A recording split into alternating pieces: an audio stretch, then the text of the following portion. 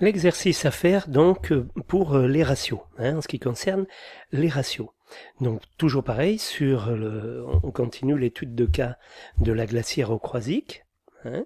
Donc détermination des ratios. Donc à partir des projets du déboursé sec de la maison Bouvier, complétez la fiche de calcul de ratio fournie. Donc je vous donne tout un tas d'éléments. Vous avez les quantités, les prix unitaires pour un certain nombre d'éléments. Voilà, vous avez donc tout ça. Et puis ensuite, je vous précise la surface habitable, 1950 m², la surface de plancher, 3300 m², le nombre de logements, 31, il y a 20 F3, 7 F4, 4 F5. Voilà. Donc à partir de là, vous calculez pour la maison Bouvier, c'est un immeuble de logement collectif comme la glacière, voilà. Donc la date est importante.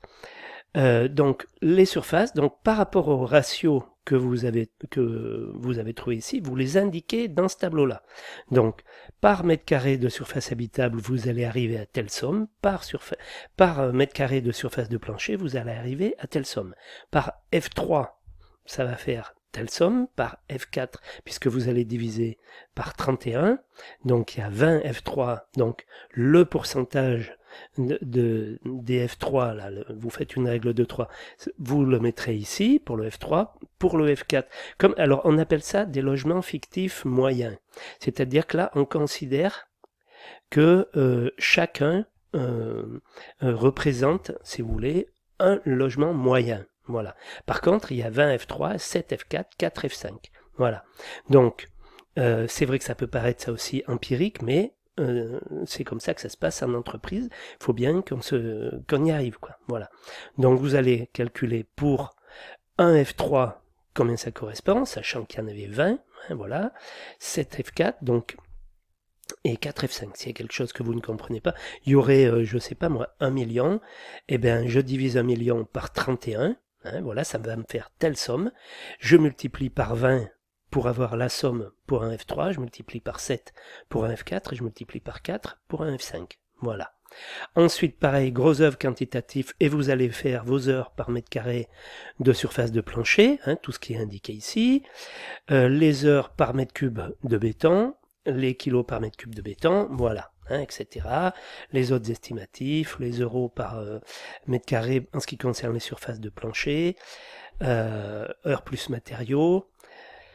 Donc, alors, là, heure plus matériaux par surface de plancher, là, comment ça se fait que j'ai marqué la même chose? C'est une erreur. Là, vous considérez par mètre carré habitable. Je pense que ce que j'ai... Voilà, il y a des mètres carrés habitables ici. Donc, soit ici, soit là, vous faites par mètre carré de surface habitable. Là, il y a un petit... Je vais le modifier, voilà. Donc, pour la glacière, vous contrôlerez déjà la surface habitable. Donc à la louche, ne refaites pas le métré, à la louche. Surface de plancher, pareil, vous faites ça rapido. Nombre de logements, bon ça c'est plus facile. Nombre d'heures, ça c'est plus facile, vous l'aurez calculé. La quantité de béton, la quantité d'armature, le montant du déboursé sec, donc par rapport à la surface habitable, et le montant du prix de vente hors taxe tel que vous le trouvez avec ces calculs-là. Voilà, avec les ratios qui sont que vous aurez calculés donc ici. Voilà, ça va donner forcément quelque chose de différent, ça c'est obligé, mais c'est le but de la manœuvre, c'est le but de cet exercice, c'est de vous faire pratiquer les ratios. Après, ça serait en entreprise, vous ne feriez pas tout à fait comme ça.